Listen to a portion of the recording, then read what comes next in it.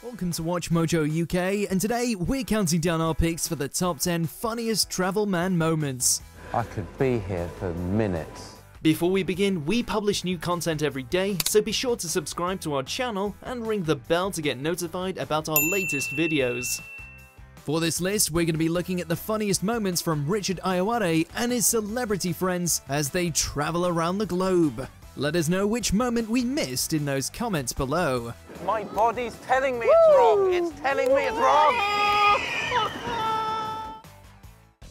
Number 10, the Northern Lights, 48 hours in Iceland. That's a bright one up there. I see you're getting a bit technical there. Yeah. You've obviously got some star knowledge. If you're going to Iceland in the middle of the winter, you're probably going to see one spectacular phenomenon, the Northern Lights. A stunning natural wonder caused by solar wind colliding with Earth's atmosphere. Richard and Jessica Hines head out late at night to camp underneath the stars in the hope of seeing such a display, only for the famous auroras to decide they don't want to come out and play. And just to think, all of these billions of stars of no use to us. They're rubbish. There's nothing on them. It makes you think how great we are. Luckily, he brought a gadget that was able to capture the light show that was invisible to human eyes, but it's still hilariously disappointing. The machines have beaten us once more. It's like Terminator all over again. In a sense, I feel like I've been cheated by nature. Still, it prepares the naive traveler for the possibility that Mother Nature might cheat them out of seeing the lights too. Number 9, docks, 48 hours in Hamburg. Could I have one of those? Because I like my food to look as little like the thing it first was. A good comedian can make absolutely anything funny, and that's what happens when Richard takes Bob Mortimer to Hamburg. They buy a traditional Hamburg sandwich made with pickled herring and take it onto a ferry ride through the harbour. When it was €7.90, I thought that's cheap, but yeah, I can really taste the savings actually. Like this. It's clear they're not thrilled with having to take the boat around the windy, rainy Hamburg harbour, nor are either of them enjoying the herring sandwiches, but they still find enough to laugh at when Richard points out the entrance to the docks. Who doesn't want to go all the way to Germany just to see the official dock office of one of the country's great cities? I'll never play Clapton Strat, and I'll never see Hamburg's dock office. No. You just live your life believing that, you know? Yeah. Number 8, beer tasting. 48 hours in Copenhagen. I don't know. That one's too strong. It's like being slapped by a tiny, scented fist. I always feel smell comes across very well on television. Reunited from their days playing Mars and Richmond in the IT Crowd, Richard and Noel Fielding decide to visit the Carlsberg Brewery and Museum in Copenhagen. They're tasked with tasting various craft beers and trying to detect what unique flavors they contain. But unfortunately, neither of them seem to be beer aficionados. Richard especially makes no secret of the fact he thinks all the beer tastes the same, despite their different colors. I'm finding it hard to think of a word other than beer for what it tastes like. It tastes like beer.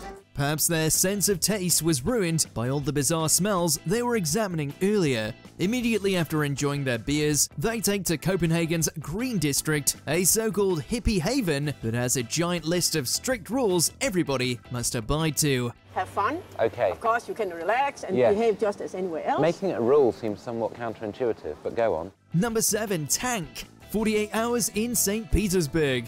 Is that us? That's us. Wow. Russian Uber ain't messing about, is it? Yeah. This is fun.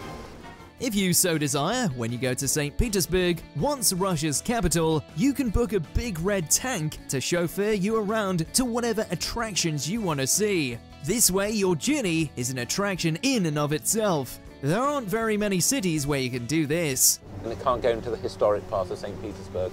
Why not? It's a tank. Funniest of all is that while in the tank, you can't really see any of the city's beautiful historic buildings or views because the windows are so small. So while it's a great anecdote, you're sort of paying a fortune to see as little of the actual city as possible. And much like Rob Beckett, you might struggle to get in and out of it too.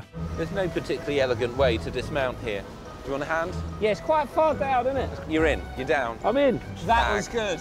Tank bands. Number 6, Railway Children. 48 hours in Budapest. I have no doubt in my mind of these children are ghosts.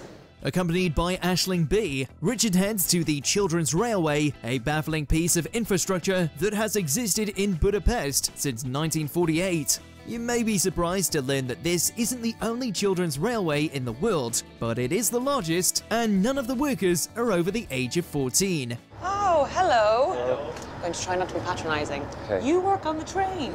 Very good. The children are trained to do everything from admin work to selling tickets to actually driving the small trains themselves. Aisling asks one of the children how much they get paid, finding out that it's entirely voluntary and none of them get a paycheck. Do you get money to work here? No. What have women fought for? It's all very strange. Number 5, Cat Circus. 48 hours in Moscow. It's a cat circus, Greg. There's a fine line between kooky and really worrying. And creepy. Statistically, the Russians are the world's biggest cat lovers, with a 2019 survey discovering that almost 60% of all Russians have a pet cat. That's why it's not surprising that Russia's capital city is home to a cat circus, where the cats are the performers. This cat is just trying to survive. According to Richard, this theatre, which is dedicated entirely to the cat circus, boasts around 200 felines in its repertoire. The cats perform high-wire tricks, ride skateboards, and even get married to their human trainers. Yeah, really. Though we can't deny how impressive it is to train just one cat to do a trick, let alone 200, that doesn't change how ridiculous it is. Well, I feel you only need to see that once, if at all. I think it is. Number 4, the ABBA Museum. 48 hours in Stockholm. That zip goes all the way to the genitals.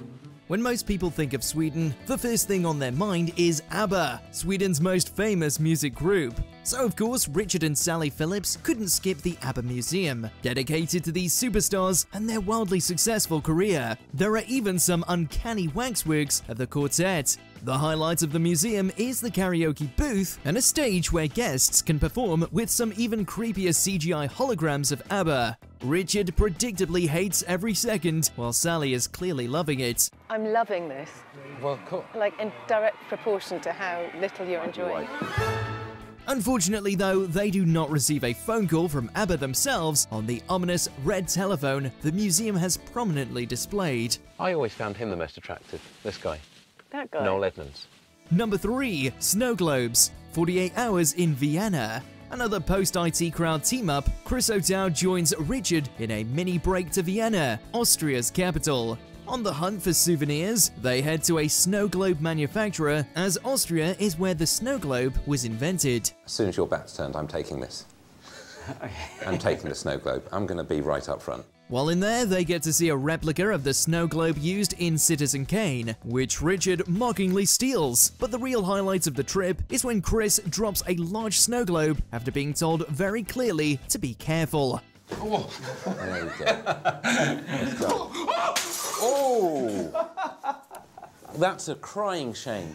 This happens after he jokes about what would happen if he dropped it too. Luckily, the proprietor isn't too upset. Maybe a lot of people drop snow globes in his shop, but it's a blunder Chris will never live down. I've got to say, I'm in such a state of shock, I can't really remember anything. I don't even remember who you are. Okay. I don't know why I'm here. I just know we've done something bad, and it wasn't my fault. Okay. Number 2, Doll Hospital. 48 hours in Lisbon. No child is asking for that doll. That doll. A tiny shrunken grandma to watch me. In the Portuguese capital, Richard and Adam Buxton take a scenic tram ride to a baffling museum that is certainly the stuff of many people's nightmares. That's a good big old crater babies. If you ever wanted to see someone perform surgery on a bunch of old creepy broken dolls, then this is the place for you. I thought I had the only Heidi Klum blonde ambition Barbie doll left, but these mother funsters have got one. I can't believe it. Most horrifying is when the doll surgeons show off their collection of doll spare parts that come from doll donors, including an entire case of eyeballs. Luckily though, Adam's got a broken Jabba the Hutt action figure in desperate need of repair. They attach a tiny human arm onto it. Patient is a bounty hunter, Okay. Jabba the Hutt, and he's lost an arm. Yeah. Okay. Maybe the arm once belonged to Han Solo. Number 1, football. 48 Hours in Barcelona. With no emotional connection to football whatsoever, Kathy and I are uniquely placed to dispassionately survey this cathedral to the art of ball kicking.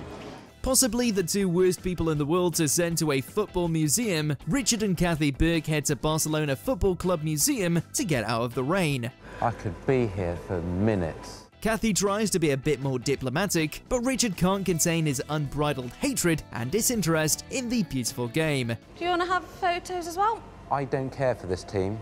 He won't even pose properly for a picture with Messi, which the photographer isn't too happy about. Years later, and Richard would take Frank Skinner with him to Zurich's FIFA Museum, where he confesses that the reason he dislikes football is that he was transferred to a school that only played rugby as a child. Let's just put it out there, the world's greatest footballer was snuffed out. You can really feel his contempt through the screen. Do you agree with our picks? Check out this other recent clip from WatchMojo UK and be sure to subscribe and ring the bell to be notified about our latest videos.